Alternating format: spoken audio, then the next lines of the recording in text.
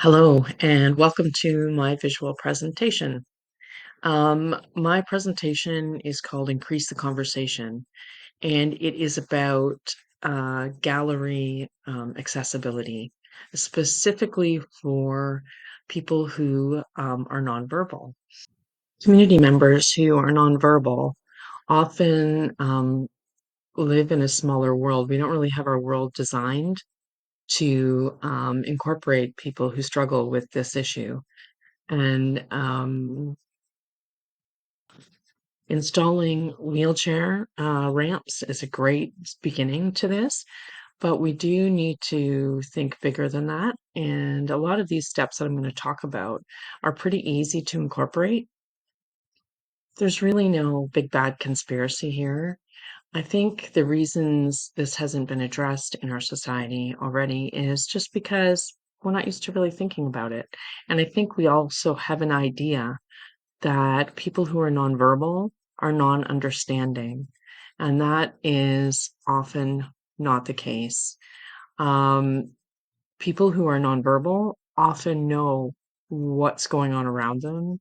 They just don't have a way of describing it or telling us what they think about it.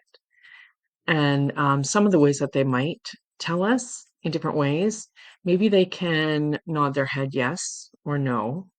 Maybe they can blink their eyes, once for yes, two for no. Maybe they laugh. Maybe they can make some vocal noises, but not necessarily form words. So we can look for these little cues and we can build things in our galleries that help to accommodate people who need this kind of help. One of the first things that we can do to address problems with viewing the work is often placed really high in galleries. It's placed at like where average people stand. And so if you're someone who uses a wheelchair, it can be hard on your neck and you can't really hold up your neck for a whole gallery viewing of work like that. There are a couple of things we could do for this. We could think of ways to lower the art, excuse me, or change the height of the art, whether it's with a button, some sort of a pulley system. But there's something even better that we can do.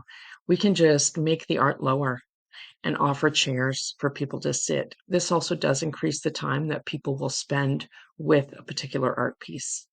And I think that could be very valuable. Another strategy that we can employ is to use communication boards where we're asking for people who are nonverbal to really give an opportunity for them to engage. And so communication boards, you'll see the one on the left that I've done. It was my first one and it's on the left side and it just has yes, no, this is cool, this is weird. That wasn't really a successful communication board. I don't think it was my first shot at one. The one to the right is a little bit better because it shows pictures as well. So I'm trying to learn myself how to do the best communication boards. And I know there's some really great tools out there to help. And there are people that can assist also with making us have the best communication boards available.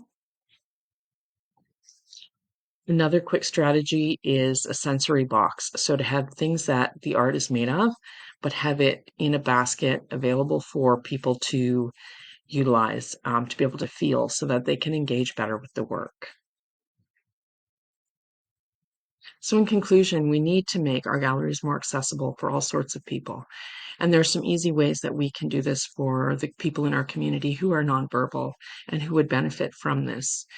One of the ways is to make the art easy to see at different heights, or put a chair in front and make art lower. Another way is to add communication boards to beside each piece of work. And another way is to add a sensory basket, and that would be really helpful. And I really hope you think about doing this with your art in your gallery. Thank you so much.